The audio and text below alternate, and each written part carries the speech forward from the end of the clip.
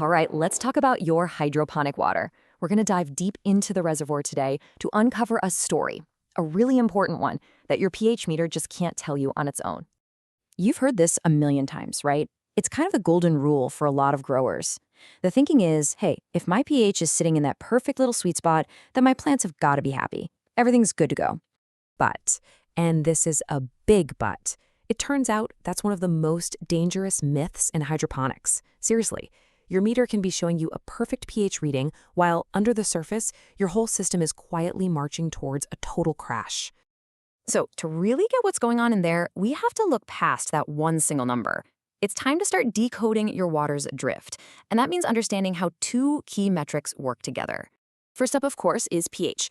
We all know it's super important. It basically decides which nutrients your plants can actually absorb. You can think of it like the gatekeeper for plant nutrition. If the gate's not open, the food can't get in.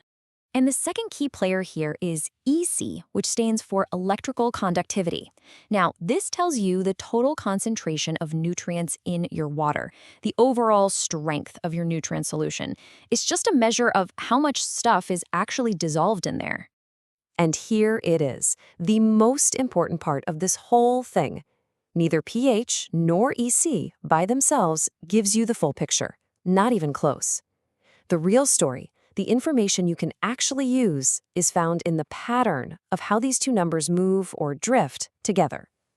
Okay, so this chart right here, this is going to be your new best friend.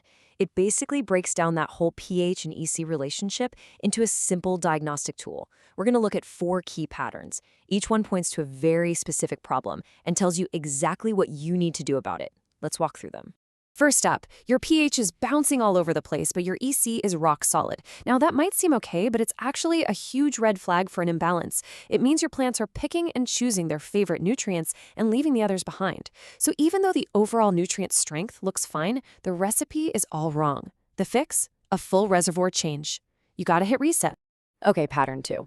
Here, your pH looks just perfect, but that EC number is slowly creeping up. This is a classic sign that water is evaporating out of your system faster than your plants are eating. This makes your nutrient solution get more and more concentrated, which can lead to root burn.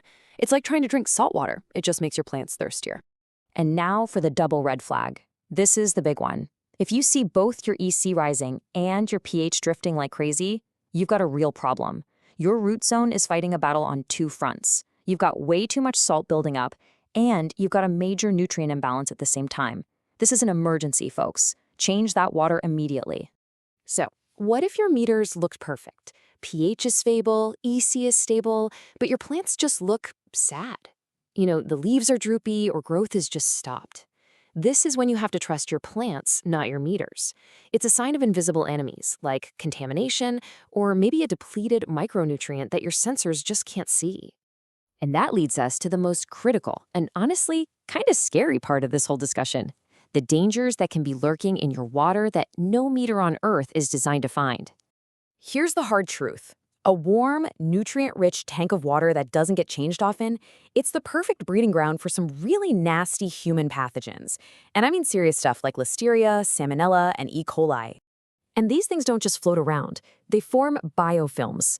Think of them like these tough, slimy little fortresses that microbes build on your roots, your pumps, and the walls of your tank. And what's really terrifying is they can resist you just tweaking the pH or topping off the water. They are stubborn, and they are hard to get rid of without a full clean-out. And here's the most deceptive part. In hydroponics, you don't have that complex ecosystem of microbes you'd find in healthy soil to keep the bad guys in check. So these pathogens can just go wild. This means your plants can look totally green and healthy on top, while their roots and the food you're about to eat are getting contaminated. So if our meters can't see these threats and the plants can't hide them, what in the world are we supposed to do? Well, the answer is a simple, non-negotiable reset. And I want to be crystal clear on this point. A regular, complete water change is not just about plant nutrition. It is a critical food safety measure. It's the only reliable way to break that pathogen cycle, flush out those nasty biofilms, and give your entire system a fresh, clean start. Now, you're probably thinking, okay, but what about all those additives and gadgets I see online? Where did they fit into all of this? Well, it's really important to see them for what they are, the supporting cast. See, products like Root Balance are fantastic. They're designed to support a healthy system in between those big water changes. They help create a more stable chemical environment, buffering the pH so it doesn't swing all over the place and stress your plants. This stability, along with promoting a healthier root zone, makes the water a much less friendly place for bad guys like Salmonella or E. coli to get a foothold. They can really slow the problem down. But, and this is a big but, they do not replace the reset. So let's just lay it all out. On one side, you have your support crew. Things like air stones, additives like root balance, wave makers. These things improve conditions day to day. But on the other side, you have the reset itself, the complete water change. One is about maintaining the system, the other is about guaranteeing its safety. They are not the same thing. So how often should you be hitting that reset button? Well, here's a super simple, practical guide based on how big your reservoir is. For those little systems under 5 gallons, you should be doing it weekly. For mid-sized systems, say 5 to 9 gallons, plan on every 2 weeks. And for the big tanks, 10 gallons or more, you should do it at least once a month. And remember, this is a starting point. If your plants are heavy feeders or it's hot, you might need to do it more often. When you get right down to it, it all comes back to this. Your plant's health is directly tied to your own health. When you give them clean, balanced water, you're not just growing better plants. You're making sure the food that ends up on your plate is safe. So the next time you look at your reservoir, I want you to ask yourself this one simple question. Are you just feeding your plants, or are you accidentally feeding something else too?